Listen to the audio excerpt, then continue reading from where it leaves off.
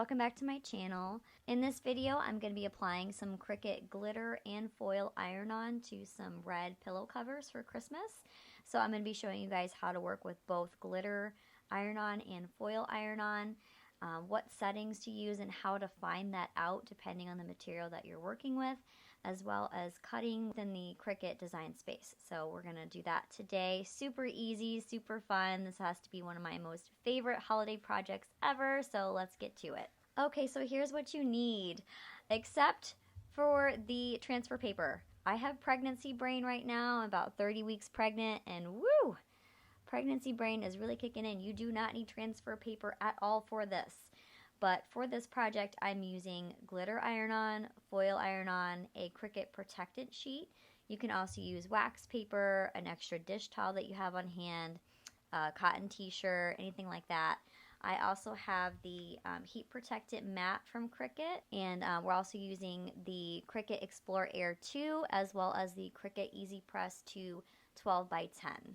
I'm also going to apologize ahead of time. I am sick, and of course because I'm pregnant I can't take anything except for maybe cough drops while I'm pregnant and sick, so I'm really sorry for the raspy voice. I hope you guys can bear through it with me while I go through this video. Of course, if there's anything that I forgot or questions that you have, please leave those in the comments below and I'll be sure to answer those. Okay, so first I'm going to be cutting some glitter iron-on from Cricut.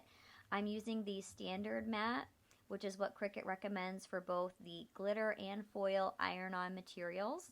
So I have removed the top sheet of the standard grip mat and I'm just applying the glitter iron-on with the glitter facing down. Before I even get into my Cricut design space to cut this and to execute the design, I'm going to go ahead and flip the dial over to custom.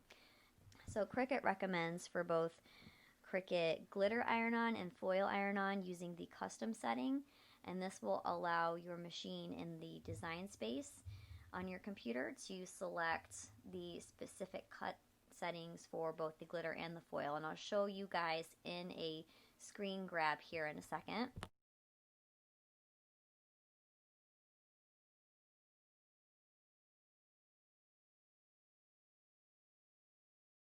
So this is my design. I designed this myself and then I uploaded it. The trees are designs that are available in Cricut Design Space. For this particular design, I'm going to let you guys know everything in black is going to be cut out in the white glitter Cricut iron-on, and then the green trees I'm going to cut out in a green foil iron-on. So I'm going to be performing two different cuts, and I'm going to go ahead and select Make It, and we're going to make the very first one out of the white glitter iron-on. And when you are cutting glitter or foil iron-on, because the glitter and foil iron-on material is placed face down onto the standard grip mat, you're going to need to select mirror on your settings before you cut it so that it cuts it correctly.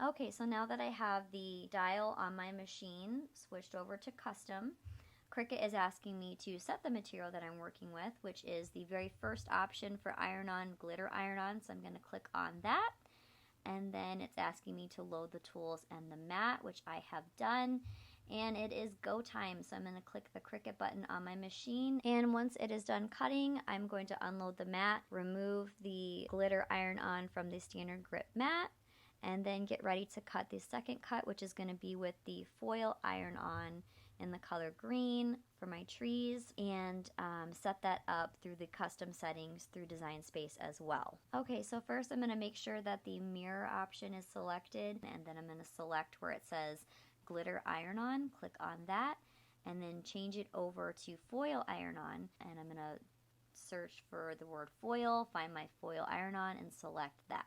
Alright, so now that my standard grip mat is loaded with the foil iron-on, I'm going to go ahead and get to cutting. And just as a reminder, when you're pulling up glitter and foil iron-on from your Cricut standard mat, to always remember to pull up the top layer of the material as well. There is a top clear coat layer on top of the material that needs to stay on until after you're done pressing it with the EasyPress to your material.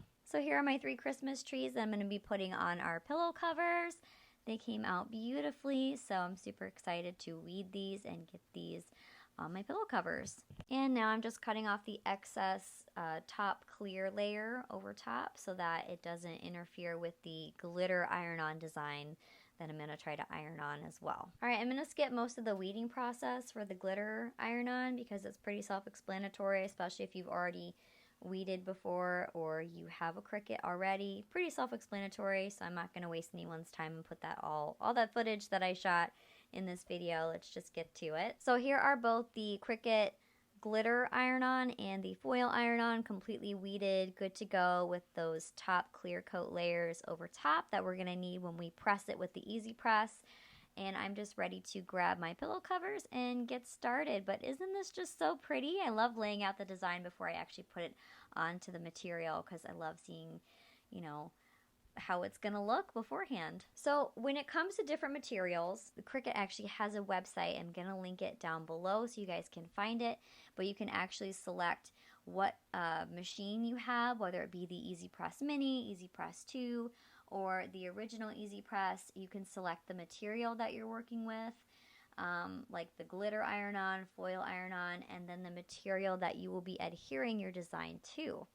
So you actually can, you know, customize whatever you're working on, and Cricut will do the math for you and figure out the temperature that you need to set your machine to, as well as the time that you'll need to apply your machine to your design to heat it up and adhere it to your material. It'll also tell you if you should be applying light pressure, medium pressure, if you should do a warm peel, a cool peel, and if you should flip over your design and do some EasyPress heating up on the other side as well, just to help the design stick better. So glitter iron-on and foil iron-on are a little bit different. They need different temperatures. They need different types of peels.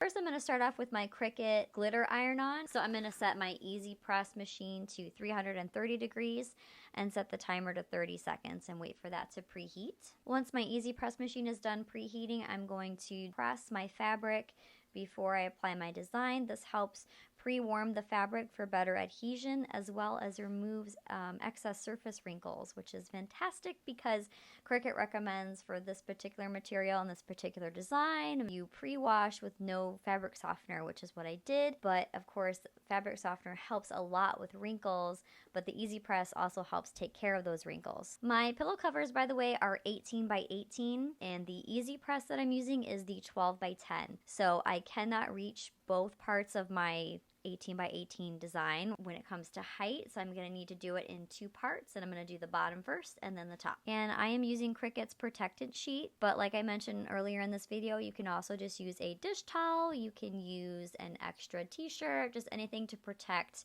and create a barrier layer between the EasyPress and the design that you're adhering. And now, because the directions say that I should flip my material over, I'm going to flip it over and do an additional 15 seconds on both the top part of the pillow cover and the bottom part of the pillow cover. Alright, so I'm going to get ready to apply the foil iron-on and set my EasyPress to the settings, both the temperature and time settings that I need it to be set to. And because the glitter iron-on is a warm peel, I'm going to go ahead and peel off that top clear layer before I apply the foil iron-on. And now that I've done the front for 30 seconds at 295, I'm going to do the back side at 15 at 295. So here's what that pillow cover looks like now, and then I'm also going to show you guys the other pillow covers that I made. So I hope this video was super helpful. If you have any questions about Cricut glitter iron-on or foil iron-on, please leave them in the comments below. I'd love to answer them. But I am going to link my blog post in the description below that kind of goes through all the details that you need to know when you're working with both glitter and foil iron-on. And I wish you guys happy projects, happy holidays, and I'll see you guys in my next video. Thanks so much for watching. Give it a big thumbs up if you like this video, subscribe if you're new, and I'll see you guys in my next one.